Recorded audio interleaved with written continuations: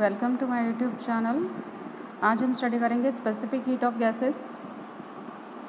Specific heat of gases क्या होता है? तो it is the specific heat capacity is defined as the quantity of heat required to raise the temperature of 1 kilogram of gas by 1 degree kelvin. Okay, किसी भी gas को मतलब 1 kilogram of gas हमने ले लिया और उसका जो टेम्परेचर है वो 1 डिग्री केल्विन से इंक्रीज़ करने के लिए जितनी हीट हमें प्रोवाइड करनी पड़ती है उस गैस को, that is called as the specific heat of gas. तो ये जो प्रोसेस है उसमें जो हीट एब्सॉर्ब की जाती है या रिजेक्ट की जाती है, तो that Q is equal to M into C into T2 minus T1, where this Q is the heat transfer to the water का हमने एग्जांपल लिया है, तो इसलिए M is the mass of the water, T2 minus T1 is the temperature rise of the water and C is the specific heat. अब in general the value of specific heat C depend on the 3 things. 3 चीज़ों पे ये depend होती हैं। पहला, the substance in the system, हमने system में कौन सा सब्सटेंस लिया है उस पर यह डिपेंड करता है। दूसरा है change of the state involve, state किस फेज़ से कौन से फेज़ में हो रहा है, तो चेंज ऑफ स्टेट को ये मतलब इफ़ेक्ट करता है या चेंज ऑफ द स्टेट पे ये डिपेंड होता है। And it also depends on the particular state of system at the time of transferring the heat जब ट्रांसफ़र हो रहा है तब उसका स्टेट कौन सा है। ये 3 चीज़ें उसमें इम्पॉर्टेंट है। तो पहला है change of the substance in the system, दूसरा है the change of the state involve, और तीसरा है कि जब हीट ट्रांसफ़र हो रहा है तब उसका स्टेट कौन सा है। ठीक है, तो ये हो गया। सो specific heat of solids and liquids is only the function of temperature. ये जो स्पेसिफिक हीट है वो स्पेशली टेम्परेचर पे डिपेंड करता है, so it is the function of temperature. अब ये स्पेसिफिक हीट ऑफ गैसेस जो है वो 2 प्रकार की होती हैं, specific heat at constant volume and specific heat at constant pressure. तो आइए देखते हैं specific heat at constant volume, जिसको हम CV से रिप्रेजेंट करते हैं। सो ये जो प्रोसेस है that is the isochoric process, because volume constant है। तो वॉल्यूम कांस्टेंट होगा तो हमने पिछले इसमें देखा है लेक्चर में कि जब आइसोकोरिक प्रोसेस होता है तो उस प्रोसेस में वॉल्यूम कांस्टेंट होता है। वॉल्यूम कांस्टेंट है, इसका मतलब हो गया कि dV की वैल्यू जो है वो 0 होगी। dV 0 है, इसका मतलब वर्क डन जो है वो 0 होगा। सो वर्क डन 0 हो गया तो फर्स्ट लॉ ऑफ थर्मोडायनेमिक्स के according dQ is equal to du हो जाएगा, क्योंकि PdV 0 है।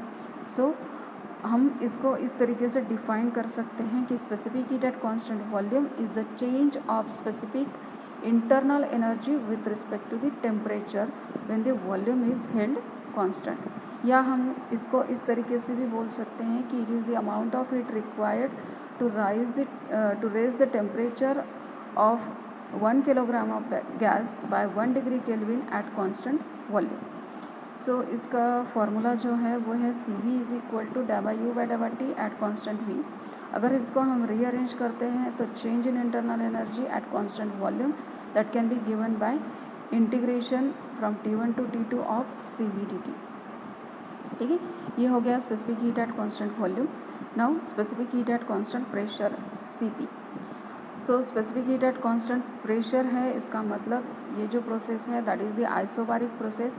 सो आइसोबारिक प्रोसेस है मतलब प्रेशर जो है वो कांस्टेंट होगा, और इस प्रोसेस में एंथैल्पी जो है वो चेंज होता है।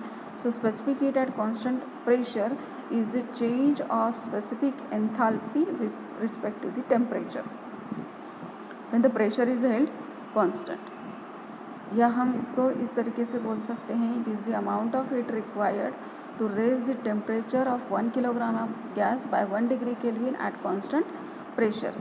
और इसका फॉर्मूला जो है CP is equal to ∂H/∂T at constant P।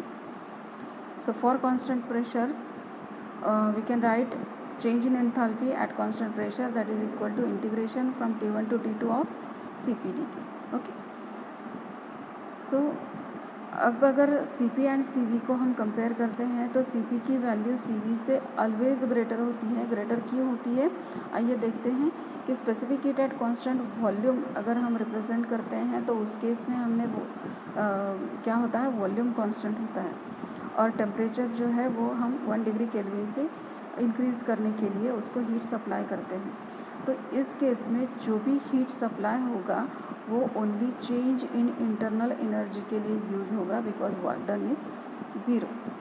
सो जब हम specific heat at constant volume consider करते हैं तो उस केस में जो हीट सप्लाई होती है वो simply change in internal energy के लिए ही यूज़ की जाती है, उसमें वर्क डन परफॉर्म नहीं होता है. ओके, अगर हम specific heat at constant pressure के बारे में देखें तो उस केस में भी हमें गैस का टेम्परेचर जो है वो 1 डिग्री केल्विन से चेंज करना होता है, बट इस केस में वॉल्यूम कांस्टेंट नहीं होता है. तो वॉल्यूम क्या होगा, एक्सपांड होगा, वॉल्यूम चेंज होगा. तो वॉल्यूम चेंज होने की वजह से वर्क डन परफॉर्म होगा. तो इस केस में जो भी एनर्जी प्रोवाइड की जाती है वो दो चीज़ों के लिए यूज़ होती है, एक to change the internal energy और दूसरा to perform the work done. So Cp को लगने वाली एनर्जी जो है, हीट एनर्जी, वो ज़्यादा होती है.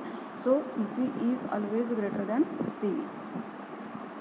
ये हो गया दोनों का कंपैरिजन. अब देखते हैं कि Cp एंड Cv में रिलेशन क्या होता है. तो वो फाइंड आउट करने के लिए, और उसका दूसरा जो नाम है वो है application of first law of thermodynamics. अब application of first law of thermodynamics हम दो इक्वेशंस के लिए यूज़ कर सकते हैं, for isochoric change and for isobaric change. तो जब आइसोकोरिक चेंज होगा तो उस केस में जो भी हीट सप्लाई होगी that is used for to change the internal energy, क्योंकि इस प्रोसेस में वॉल्यूम चेंज नहीं होगा या वॉल्यूम कांस्टेंट होगा, बट प्रेशर चेंज हो सकता है. चेंज इंक्रीज इन प्रेशर हमने P + dP से इंडिकेट किया, और टेम्परेचर भी वैरी होगा. तो टेम्परेचर चेंज जो है वो हमने T + dt से रिप्रेजेंट किया. ओके, लेकिन वर्क डन ज़ीरो है, इसकी वजह से we can write dq = du. लेकिन ये जो प्रोसेस है specific heat at constant volume जब होता है तो हम dq को इस तरीके से रिप्रेजेंट कर सकते हैं, जो भी हीट वहाँ पे एब्सॉर्ब हुई that is equivalent to Cv dt in case of the specific heat at constant volume और आइसोकोरिक चेंज. ओके, तो हमें ये इक्वेशन मिल गया कि du = Cv dt. ठीक है. अब अगर आइसोबारिक प्रोसेस हम कंसिडर करते हैं तो आइसोबारिक प्रोसेस में क्या होगा, प्रेशर जो है वो कांस्टेंट होगा लेकिन वॉल्यूम चेंज होगा. वॉल्यूम चेंज हो रहा है मतलब वर्क डन परफॉर्म होगा, और इसकी वजह से यहाँ पे हम इक्वेशन लिख सकते हैं सिंपली dq = du + dw. लेकिन इस केस में जो भी हीट एब्सॉर्ब होगी that is equivalent to Cp dt. So we can write the dq = Cp dt. और फर्स्ट लॉ ऑफ थर्मोडायनेमिक्स का इक्वेशन जो है उसमें है dq के यहाँ पे हमने ये Cp dt पुटअप कर दिया, और यहाँ पे होगा du, लेकिन du के लिए हमें वैल्यू मिल चुकी है दैट इज़ Cv dt. वो वैल्यू हमने यहाँ पे पुटअप कर दी, प्लस वर्क डन है Pdv. ओके, तो इक्वेशन हो गया है Cp dt = Cv dt + Pdv. सो ये जो dt की टर्म है उसको हमने कंबाइन कर दिया. सो इक्वेशन हो जाएगा Cp - Cv × dt that is equal to Pdv. Okay, so for 1 mole of perfect gas we can write the ideal gas equation that Pv = RT. अब इस इक्वेशन को अगर हमने डिफ्रेंशिएट कर दिया तो हमें टर्म्स मिल जाएंगे Pdv + Vdp that is equal to RdT. But ये आइसोबारिक प्रोसेस है तो इस प्रोसेस के लिए हम लिख सकते हैं कि Pdv that is equal to 0, sorry Vdp = 0 because dp = 0. So अगर ये वैल्यू हम इक्वेशन नंबर 15 में पुटअप कर देते हैं तो हमें मिल जाएगा, सॉरी इस इक्वेशन में पुटअप कर देते हैं तो हमें मिल जाएगा Pdv = RdT. ये वैल्यू हम इक्वेशन नंबर 15 में पुटअप कर दिए, तो Cp - Cv × dt that is equal to RdT. Okay, ये इक्वेशन मिल गया. अगर ये दोनों 16 एंड 17 को अगर हम कंपेयर करते हैं तो हमें मिल जाएगा dt दोनों का कैंसिल हो जाएगा और हम लिख सकते हैं Cp minus Cv is equal to R, and that is the relation between the specific heat at constant pressure and specific heat at constant volume, or that is the relation between two specific heats, which is also called as the Mayer's relation. Okay.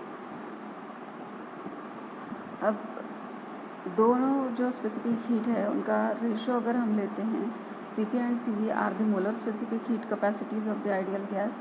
So pressure and volume capacities of the ideal gas at a constant pressure and volume, R is the universal gas constant.